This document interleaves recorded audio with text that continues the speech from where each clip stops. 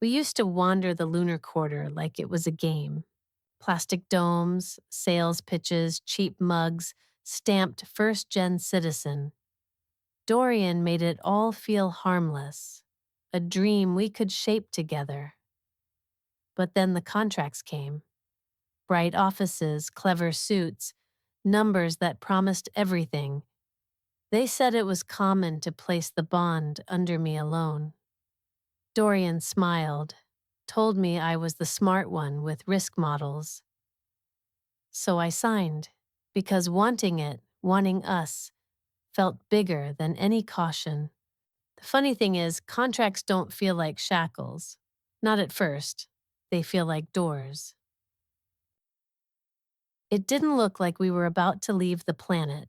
Two battered suitcases gaped open on our bed, one already swallowing neat stacks of thermal shirts and survey leggings, the other half filled with my old field instruments. It seemed like we were packing for a casual weekend, not the most permanent leap we'd ever made. Dorian stood by the closet, brow furrowed, shoulders hunched under the weight of my survey jackets. He sorted through them with the strange focus, like the right combination of worn canvas and reinforced seams might guarantee our success on Luna. These all smell like hydrocarbon sludge, he muttered finally, nose wrinkling. His voice had that lazy, amused cadence that always felt like a hand smoothing down my spine. Or maybe it's just the stench of your last 3 near-death contracts. Probably both, I said. I tried to match his tone, but my breath snagged. Just nerves, I told myself. He shot me a crooked grin, then laid each jacket across the bed, smoothing the sleeves with practiced flicks. You know, I ventured, softer than I meant to. I could have packed those. Not exactly my first deployment. He didn't look up right away. His eyes tracked the seams, a faint crease forming between his brows. Then he exhaled and flashed a grin that was almost boyish. Yeah, but you never fold things right. Your field lockers look like nests built by drunken crows. A startled laugh escaped me. I hooked 2 fingers through his belt loop, tugging until his warmth bled into me. You realize next time we do this, it'll be under a quarter of Earth gravity? You'll be chasing your precious neat stacks across the whole damn module. Worth it, he murmured, dipping his head until his forehead bumped mine. His lips twitched against my temple. As long as I'm chasing them with you. I closed my eyes, breathing him in. His skin still held the scent of sun-warmed concrete and old metal lifts. It grounded me more than any launch checklist. When I opened them, he was studying me with that half smile he wore when trying to memorize my face. The tiny scar near his lower lip lifted slightly. God, you look so serious, he teased, hands resting lightly at my shoulders. Is your brain cataloging packing statistics right now? Not statistics. Probabilities. I tried to keep it light, but a little edge slipped in. All the futures where this goes the way we planned. His thumbs started a slow rhythm near my neck. None of your doom models tonight. We're doing this together. That's the only branch I'm betting on. A shaky breath escaped me, half laugh, half confession. You're too good at overriding my caution.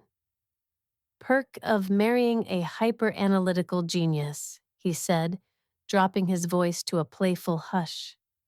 I get to be the fool who stops her from overthinking herself into paralysis. He nudged me back until my knees hit the mattress.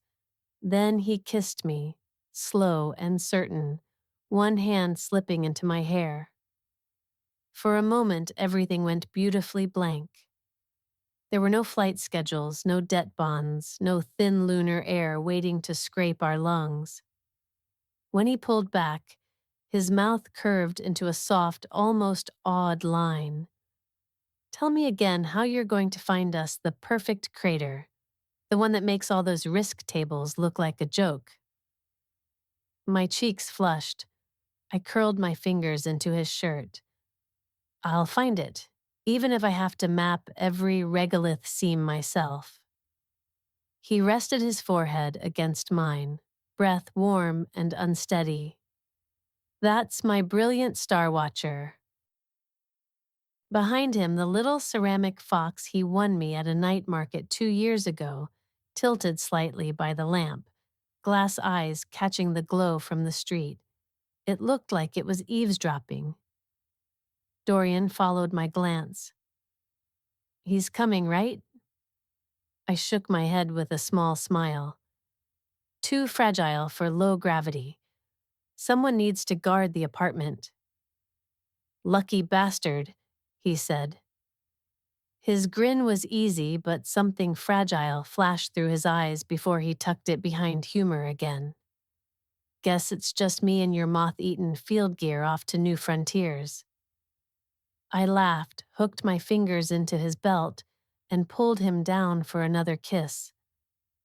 I tasted mint from the tea we'd shared, felt the faint tremor in his jaw that said he was as terrified as I was, but we were still doing it together. Right then, that was enough to chase every last doubt from the room.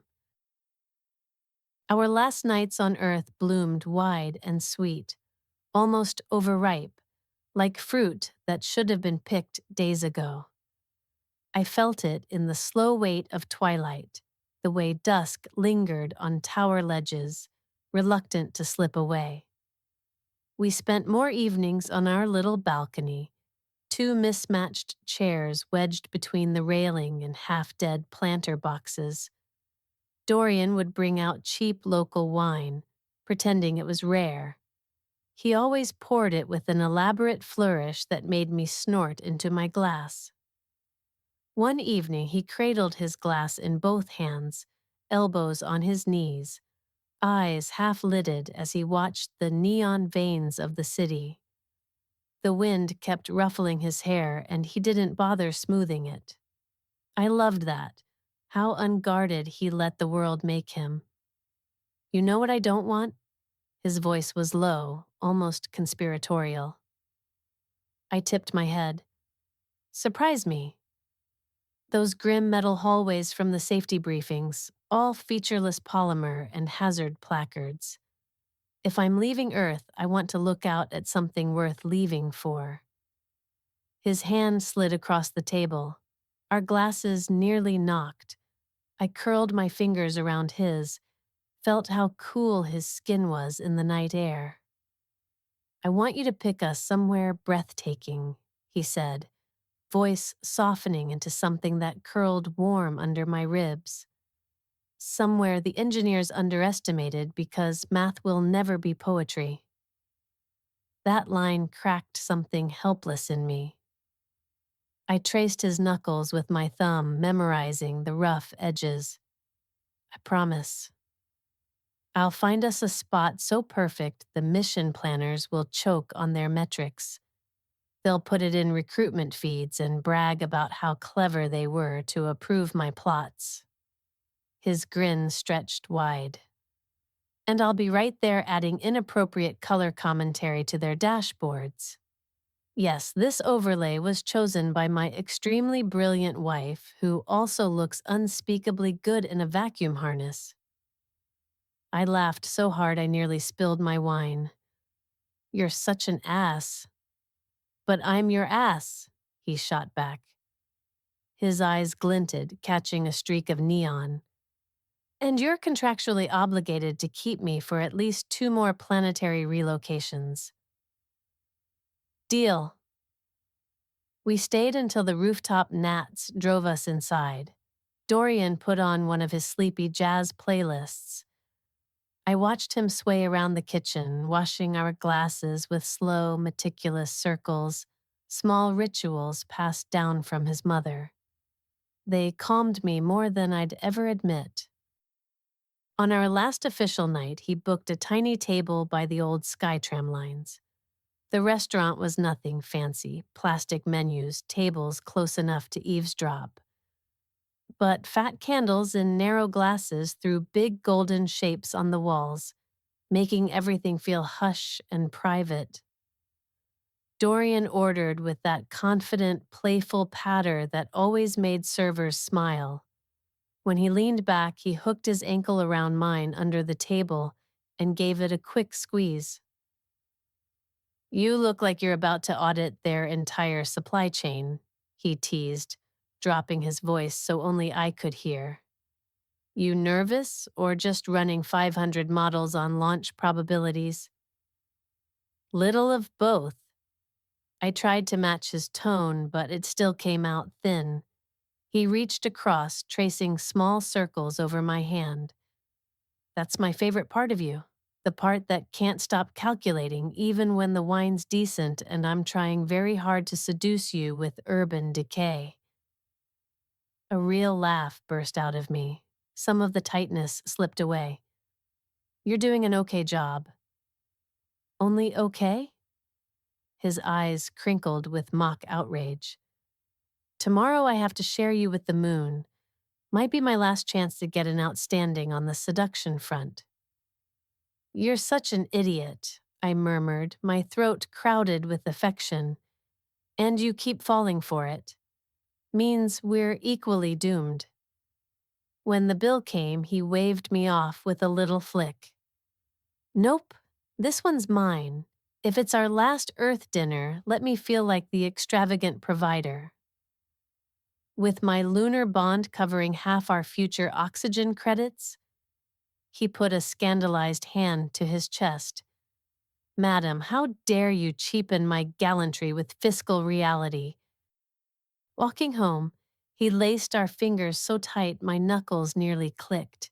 He swung our hands once, twice, testing the hinge. "To us," he whispered close to my ear, "building something they'll only ever watch on feeds, wishing they were brave enough to try." His smile was soft, a little incredulous, like he couldn't quite believe we were the ones doing it. I stopped under the buzzing tram cables and pulled him into a kiss. The faint, electric hum traveled up my spine and settled deep in my chest. When we finally pulled back, I kept my hand on his cheek. "I'm glad it's us." "Always us," he said. For that fragile moment, I believed it completely. My whole foolish, brilliant, terrified heart. The shuttle terminal sprawled out like a cathedral to human audacity. It was cavernous and bright, arching glass panels scattering sunlight over polished floors in restless, pale bands. People's footsteps softened to a hush, like we were all tiptoeing around something sacred. We stepped inside together, hands still linked. My heart fluttered tight against my ribs. Dorian squeezed my fingers once, like he felt it too. He didn't say anything, just brushed his thumb over my knuckles in that small, absent way that always calmed me. Families clustered under departure boards, where teal lines of text scrolled like silent prayers. I caught little girl sobbing into her mother's waist, clutching a battered stuffed shark. Two men leaned against a vending unit, clinking thermos caps, laughing too loudly about showing Martian investors a real lunar margin. Nearby, a woman FaceTimed an elderly parent, her voice breaking on each promise to send vids every week. It was too much life in one place, all of it on the verge of uprooting. My breath started catching at strange angles. Dorian must have seen it. He didn't joke. He just let go of my hand and wrapped his arm around my shoulders, tucking me into his chest so my cheek rested over his heartbeat. It thumped steady under my ear, a quiet promise we were still here together. We found a bench beneath a soaring arch of glass.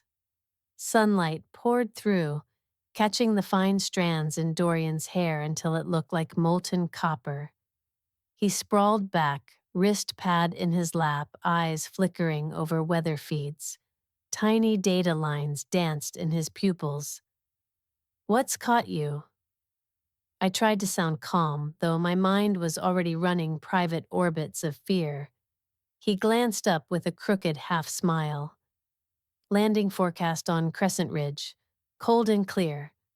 His tone was easy, almost teasing, but I caught how long he'd lingered on the numbers, like he needed them stable so badly he could will it true. "Cold and clear is good." I laid my hand on his knee. It itched to fidget with my tablet, but I forced it still. "Perfect for your boots to be the first to mess up the powder. Then I'll follow, and you'll complain I ruined your pristine scan zone." "That's right. He corrupted my regolith overlays. Whole settlement will laugh." He huffed, shoulders relaxing a fraction. "Worth it. I'll just tell them my wife was so brilliant she made even my footprints look intentional." I leaned forward and kissed his cheek. His skin was warm, faintly rough with stubble. He tilted his head so our temples pressed, eyes closing for a breath. Nearby, a boarding call chimed.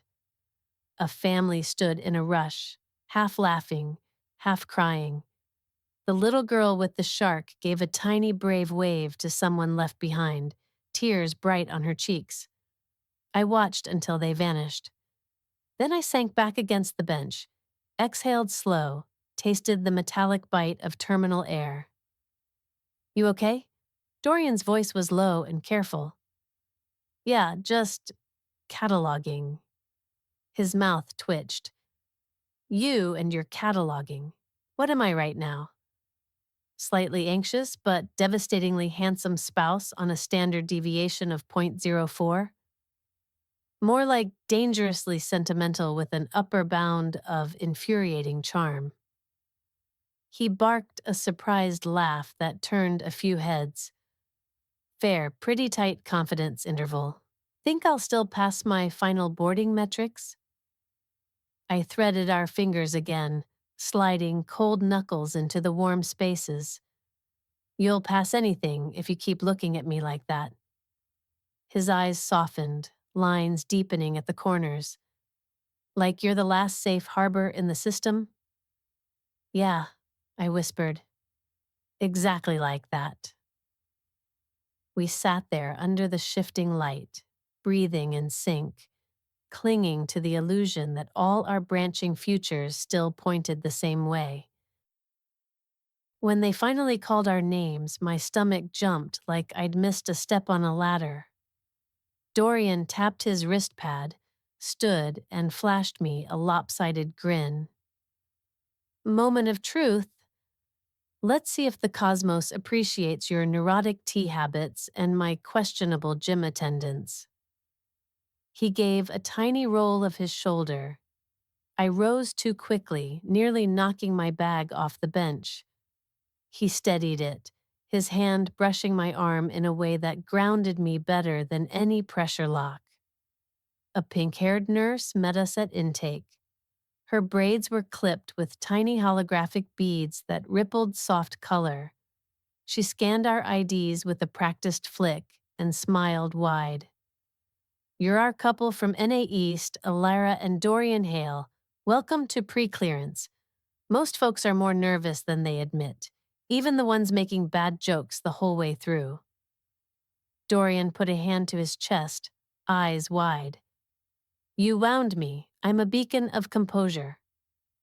Her grin turned conspiratorial. "Sure, you'd be surprised how many beacons faint dead away in front of these scanners." A laugh slipped out of me, quick and breathy. She guided us through a polymer arch into segmented pods, each labeled with floating codes like oxysat and diffusion. Inside, the air was cool, faintly antiseptic and mint. My heart was already racing. I tried to map imaginary regression lines on the floor tiles to keep it from bolting. All right, Mrs. Hale, we'll start with you. Class B long haul metrics, micro vessel oxygenation, cardiac thresholds, quick neurovectoring. She wiggled a slim scanner. Tickles more than it hurts. Promising pitch, I muttered, bracing. She hummed while sweeping it over my chest, pausing at my collarbones, circling my temples. Each pulse felt like a tiny warm spark. Dorian watched from outside, arms folded, mouth curved up in something almost proud. Perfect, she said finally, tapping results into her slate. Honestly, you're a poster child for Class B. Boring is my favorite compliment. I flexed my hands to release the half moons pressed into my palms. When she motioned to Dorian, he waggled his eyebrows. Time me, but I clear faster. Mild narcissism does wonders for circulation. Oh, God, I groaned, hiding my face. The nurse laughed. In you go, champion. He swaggered in like he was crashing a party. I leaned against the wall, listening to their muffled voices, her quick laugh at some nonsense of his. My chest loosened a little, everything still felt ordinary. Comfortingly, beautifully ordinary. A few minutes passed. I let my eyes close, counting slow breaths. When I peeked again, I caught his silhouette through the frosted divider. Arms lifted slightly, head tipped like he was studying the geometry of the process even now. Then another voice slipped in, low and clipped, that careful corporate style that sounded half bored, half predatory. My pulse jumped. I craned my neck, saw shadows of another tech pointing at a data stream. The nurse's shoulders stiffened. Probably nothing. A calibration drift. These scanners processed hundreds of baselines daily. Still, a cold bloom opened in my chest. I pushed off the wall without meaning to, closer to the pod. The laughter had stopped. Moments later, the nurse stepped out. Her smile was thinner, shoulders tight under her smock. Almost done. Just need to rerun a couple vectors, purely for clarity. Dorian poked his head around the divider, eyes bright, grin wide. They're dazzled by my unparalleled cardio. Or maybe the devastating charm metrics. I warned them not to set the bar too high. The words were playful, but I caught the micro-hitch in his breath. He was performing too hard, for me or for himself. Don't let them put you in a special vanity cohort, I managed. I'd have to pretend not to know you on the shuttle. That pulled a short, genuine laugh. His shoulders dropped a fraction. He blew me a ridiculous little kiss before vanishing back inside. I stayed pinned outside the doorway, tablet clutched tight to my chest, willing the next data lines to be exactly as boring as mine. Long minutes stretched, syrupy and tense, my back pressed against cool polymer. I watched the nurse's silhouette move, scanning, nodding. Dorian stood more relaxed now, hands on hips, foot cocked like he was sharing an offhand joke. Then a sharper slate uniform arrived. Everything about his gait was smooth, unhurried, confident in the way of people who never had to worry about fine print gutting their future. He didn't glance at me, just dipped his head to the nurse, spoke low. Her shoulders twitched. She turned her slate and he leaned in, tapping a line. My throat went dry. Probably insurance or random QC. Still, I couldn't shake the cold bite. A small laugh from Dorian drifted out, but it was thin, stretched tight over something brittle. I couldn't see his face, only how he'd straightened, one hand on the scan pod wall like he needed it to stay anchored. The suited man murmured something else. The nurse ducked out, brushing past me with a faint crease in her brow. I tried to catch her eye, but she didn't slow. My stomach pitched. I edged closer, peered around the divider. Dorian looked back, eyes sparking with forced humor. Hey, apparently I get bonus rounds. They want more samples. Guess my stellar arteries are too fascinating. I managed a laugh that scraped on the way up. Leave it to you to turn a 5-minute test into a full market report.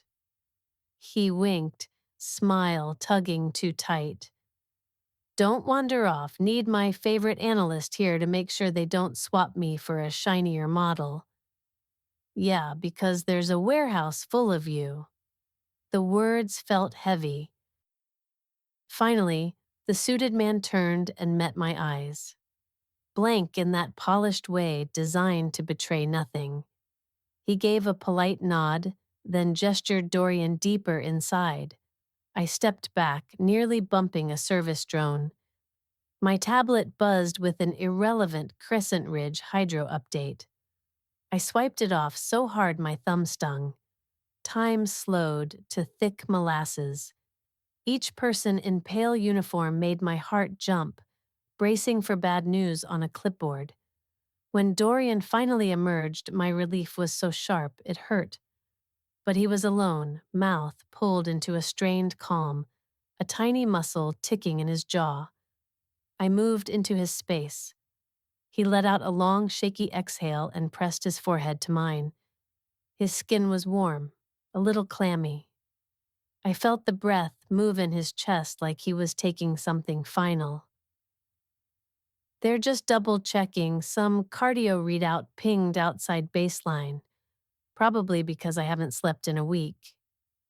You're fine, right? I searched his eyes, hoping to catch past the careful levity. His gaze darted left, then settled on me, softer, graver. Yeah, course I am. Bureaucrats chasing ghosts. His thumb traced over my knuckles again, almost enough to soothe me. Down the hall, a sharper navy cut moved closer. Rajesh Patel, the contract manager who had walked us through bond paperwork half a year ago. Same expression as always, polite and slightly removed, like he lived 3 steps beyond anything human. Dorian's shoulders twitched. His hand clamped tighter around mine. The floor felt like it tilted, a wrongness that had nothing to do with gravity. Rajesh stopped with a tight little nod. Mr. and Mrs. Hale, could I borrow you for a moment? Just a few clarifications before final boarding. My heart tripped, then slammed into a steady hammer. Dorian's thumb still swept that slow circuit, trying to pace us both. We followed Rajesh down a quieter annex. The darker polymer floor swallowed our footsteps. A viewport showed drones crawling over shuttle hulls like lazy silver insects. Beyond them, the sky bruised toward violet. Dorian's hand spasmed every few seconds, recalibrating. His smile was gone. Only his jaw worked, pulsing tight. Rajesh stopped at a recessed console. Its glow washed his face a sickly green. He tapped a few commands, angled the screen for us. These recalibrations happen. It's why we stagger launches. Mrs. Hale, your contract was the key. Class B prime, near ideal metrics. That's why your bond was accelerated. My chest turned to stone. And Dorian? My voice was painfully thin. Rajesh's eyes flicked off mine. Mr. Hale flagged a mild arrhythmic variance. Could mean nothing. Could be an early predisposition that wouldn't manifest on Earth, but under reduced gravity. He drew a careful breath. The settlement cannot assume that liability without full cardiac certification. Dorian's mouth twisted into a too bright grin. So what? More scans. We grab a later shuttle, pay a delay fee? Rajesh sighed, tapped the console. New amortization tables unfolded, neat teal columns biting deep. Any delay triggers full bond recalculation. You'd move from pre-cert incentives into open market brackets. With current volatility, That means your interest slope quadruples. Even with secondary sponsors, it would be ruinous. I couldn't stop staring. So neat, so lethal. Dorian swore under his breath, thumb rubbing my wrist, almost frantic. There has to be a workaround. Partial escrow, some hidden floor. Rajesh's expression softened just barely. Under other cycles, maybe, but this one advanced on Mrs. Hale's metrics. Reallocation would breach investor covenants. It's not personal, it's just structure. It's never personal, Dorian rasped. His voice cracked. He scrubbed a hand over his mouth, fingers trembling. Rajesh dipped his head. I am truly sorry, but Mrs. Hale's window is now. The bond is hers alone unless you jointly default, which I cannot recommend. The console blinked off with a cheerful chime, almost cruel. Silence spilled in, broken only by faint coolant hums. I couldn't look up. It felt like gravity had shifted, pulling everything off axis. Then Dorian hooked a finger under my chin and nudged my face up. His smile was back, soft and sad around the edges. Hey, same dream, just needs a new step. You'll go ahead, carve something so perfect they'll write orientation briefs about it. I'll finish clearing the cautious bastards and walk right in after you. His voice hitched. I felt it jump through his lips. Dorian. I didn't even have words, just his name. His hands cradled my face, thumbs brushing tears I hadn't realized were there. You'll pick a crater so right they'll weep. I'll show up with smug investors who'll think I'm a genius for marrying the only person who could tame a dead rock. A fragile laugh cracked out of me. He kissed me slow, trembling. I clutched his wrists like I might anchor us outside time. When we pulled apart, Rajesh stood at a polite distance, eyes carefully blank, guarding our last scrap of privacy. Dorian pressed his lips to my forehead and lingered until his breath shook. Go build us something beautiful. I'll be right behind you. I promise my heart felt like it might tear free. But I nodded, because if I spoke, I'd beg, and that would only destroy us both. So I breathed him in one last time, memorized the warm spice of his skin, the tremor in his chest. Then I turned and followed Rajesh, each step like it was pulling out stitches that once held me whole. Behind me, I could feel Dorian's eyes fixed on the exact spot where I had stood, as if by sheer will he could hold it all together. The embark hall was washed in low gold. Passengers drifted like quiet wraiths. Voices hushed under the high arches. Dorian walked beside me, close enough that his knuckles brushed mine. He didn't take my hand. Maybe he was afraid that if he did, he wouldn't let go. His jaw kept working, tiny pulses glitching under his temple. At the final checkpoint, a nurse with bright rose braids scanned my slate. Her name tag read, Danya. She smiled, professional but soft, and it nearly undid me. Her scanner beeped against my cuff, sharp and absolute. No room for second thoughts. Vitals clear, bond active, residency tied. You're set for final gravity adaptation. She tapped confirmation. The tiny painted moons on her nails blurred under my eyes. Dorian ran his thumb along my jaw. The touch was slow, almost reverent. His eyes were glassy, mouth pulled into a trembling line that tried and failed to be a smile. He dropped his forehead to mine. His breath hitched so hard it shuddered through my whole chest. Don't look so scared, he whispered, wrecked. This is just a new threshold. You've always crossed them first. I tried to answer, but nothing came. So I kissed him, soft and searching, tasting salt and regret. When I pulled back, he leaned like he might chase me forever. "I'll find the best crater on that miserable rock," I managed. "Line up coordinates so tight your investor friends will drool." He let out a broken laugh and squeezed my hands until my bones complained. "That's my genius Star Watcher." A final chime swept through the hall. It sounded delicate and cruel. Rajesh waited by the scanner, composed. I hated him for standing so easily in the doorway of every future I had ever built with Dorian. Dorian pressed one last hard kiss to my temple, lingered, then pulled away so slowly it felt like tearing cloth. "Go build it. I'll be there before you've even settled in." We both knew neither of us fully believed it. My legs carried me toward the scanner. Its gentle glow swept over me, confirming biosignature, contract, total commitment. A single green line appeared overhead. "Elara Hale, Class B Prime," cleared. The scanner chirped, tiny and triumphant. Somewhere inside, something brittle cracked.